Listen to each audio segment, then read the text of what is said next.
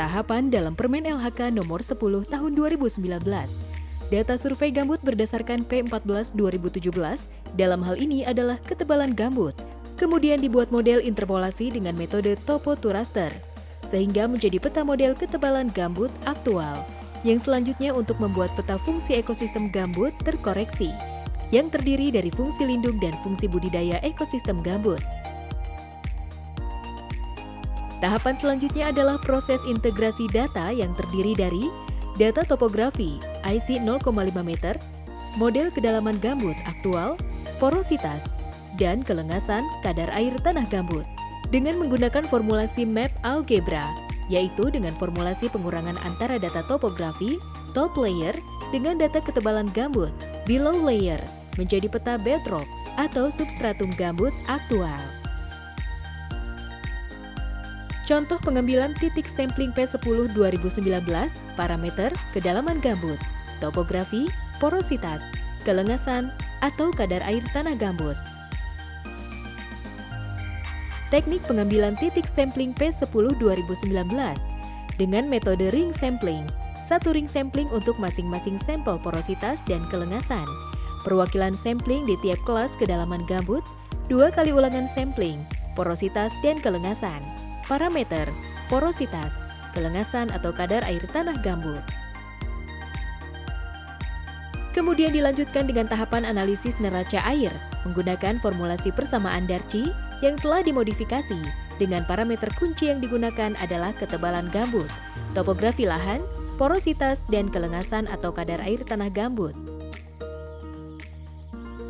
Tahapan dalam melakukan analisis neraca air atau water balance berbasis KHG adalah sebagai berikut.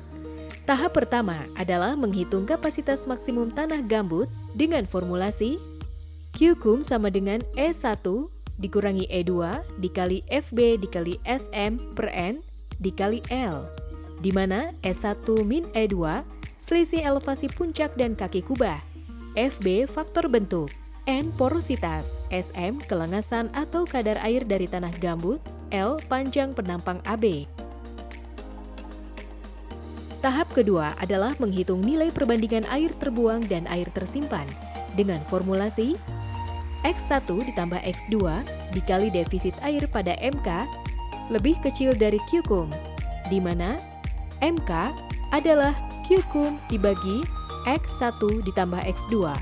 X1 lebar kaki gambut A dikurangi A aksen, X2 lebar kaki gambut B dikurangi B aksen. Tahap ketiga adalah menghitung areal yang dijadikan resapan air dengan formulasi D sama dengan X1 ditambah X2 dikurangi X1 ditambah X2 aksen, di mana D sama dengan 0 atau balance.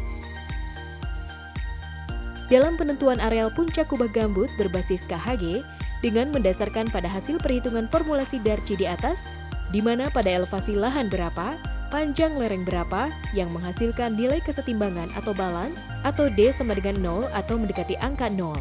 Kemudian pada areal dengan kategori tersebut dilakukan delineasi untuk mendapatkan areal puncak kubah gambutnya.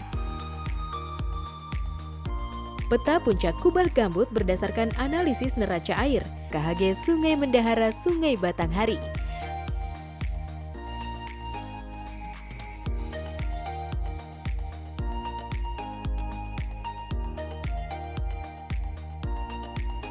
Berikut merupakan contoh penentuan puncak kubah gambut pada KHG Sungai Mendahara Sungai Batanghari. Pada transek 2, profil AB dan profil CD dicapai kesetimbangan air atau water balance pada elevasi 5,0 meter dengan nilai D sama dengan 0,03. Berikut merupakan contoh penentuan puncak kubah gambut pada KHG Pulau Rupat. Pada transek 1, profil AB dan profil CD dicapai kesetimbangan air atau water balance pada elevasi 9,0 meter dengan nilai D sama dengan 0,03. Peta puncak kubah gambut, areal X PLG 1 juta hektar.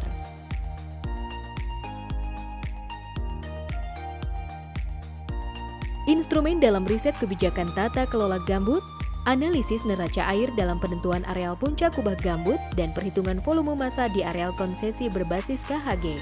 LIDAR, kontur, interval 0,5 meter. Peta topografi lahan dengan IC 0,5 meter dihasilkan dari data LIDAR. Peta kedalaman gambut dan subsil atau bedrock yang dihasilkan dari inventarisasi ekosistem gambut. Perhitungan volume massa diperlukan untuk penggantian areal puncak kubah gambut yang terlanjur dimanfaatkan di areal konsesi perusahaan, dengan kewajiban tetap menjaga tata kelola air EG.